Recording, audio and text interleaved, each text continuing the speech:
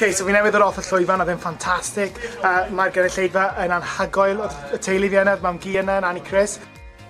Mae pawb bron ar fi wedi gadael, ond fi dal yma. A dyma chi beth mae'n edrych fel tu ôl i llen pan ni'n cael ymarferion.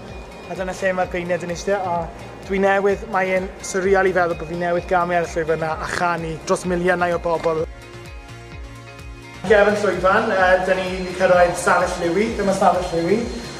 Mae Liwi yn ffantastig fel metr, fel chi'n gwybod. Colin, maen nhw'n gwneud i fi edrych yn dda bob nos Sadwrn am y sy'n. A maen nhw'n amazing, I love them so bit. Yay! Racsu, nath nhw ennill heno, nhw'n ffantastig. A ti'n meddwl y byd o'n nhw, maen nhw'n greu. Dyma Holly, un o ffrindiau gorau fi. Dwi'n dwlu anu hi a'r teulu. Maen nhw'n ffantastig.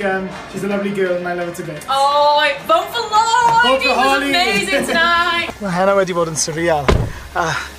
Wel am yr ail wythnos nawr, mae aros am y canlyniad a gyda Dermot yn cyhoeddi'r enwau yn hynlle. Mae'r teimlad pan chi'n clywed eich enw chi mae'n deimlad unigryw iawn. Dwi'n ffili rili disgrifio sut fi'n teimlo ar ôl heno. Dwi'n teimlo'n hapus, dwi'n teimlo'n drist achos mae Leon wedi gadael. I just love this boy so much and we've had so many funny times, great times sharing a room together.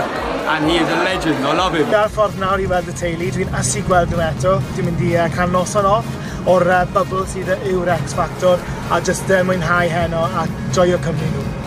Dwi'n dwlu ar bob penwythnos. Dwi'n mor ddiolchgar i chi gyd gytre, i Gymru, i chi gyd, i bawb, am yr holl gefnogaeth ac ambleidleisio. Dwi eisiau aros yn y gystadleuaeth mor hir a dwi'n gallu a gyda'ch gefnogaeth chi, fi'n siŵr bydd hynna'n bosib, felly diolch o galon.